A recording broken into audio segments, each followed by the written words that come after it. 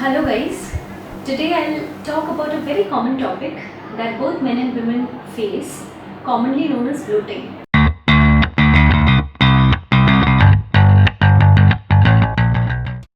Bloating is a condition where the GI tract, the gastrointestinal tract, gets filled with air. So you would tend to see a puffiness around your lower abdomen, see a puffy face the very next day after eating from outside or having a lot of alcohol the last night, swelling on their feet the very next day or by end of the day. I will discuss three major culprits why bloating occurs. First one is air, second sodium, and third is poor digestion. To begin with air, it might seem very weird, but air is one of the very common causes of bloating. The way we drink, eat, breathe, swallow our food are all reasons why bloating might occur. We must have heard from our parents and grandparents that we must breathe in from our nose and breathe out from our mouth. The major reason is when we breathe in from the nose, oxygen supply to our brain is faster. Also, when we breathe in from the mouth, we have a lot of space inside the mouth to occupy a lot of air. That's the reason why we ingest more air. So, it is always a good idea to breathe in from the nose. Second reason, how we eat. When we eat, masticating should always be done slowly and chewing should be done with closed mouth, because the more we keep our mouth open and eat and the lesser we chew, we tend to ingest more air, leading to bloating. Third and very important part is drinking carbonated drinks and drinking from a straw. So basically I've clubbed both the points together because carbonated drinks lead to more of bloating because of presence of carbon dioxide gas which we breathe out. So it is not needed by our body. So carbonated drinks are also a strict no, specifically because it leads to bloating. And secondly, drinking from straw also makes us pull a lot of air which goes and gets stuffed in our stomach and fills it up like a balloon. So we need to stop drinking from straw. Finally, the fourth point is chewing gums. When a person chew gum, it is a automatic tendency that when we chew gum, we try and keep a lot of air inside our mouth, inside the cavity of the mouth. So automatically we tend to blow up on our tummy as well in form of bloating. If we go back to our high school chemistry classes, we must have heard, we all know that sodium attracts water.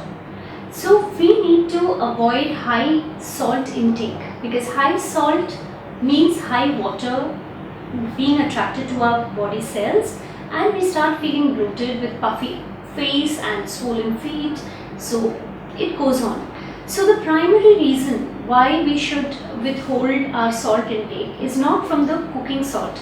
So basically when we cook salt, we can always control the amount of salt, and we should try and move towards having sea salt instead of the oxidized salt. So it's in a more natural form when we go for a sea salt.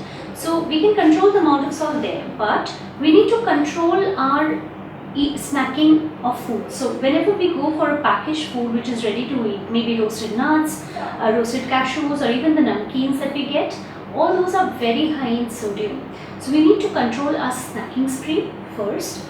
Second, while buying frozen food, we always try and check the low calorie, low fat and low carb foods, but we forget to check the sodium, and sodium is basically the highest preservative content which is found in frozen foods.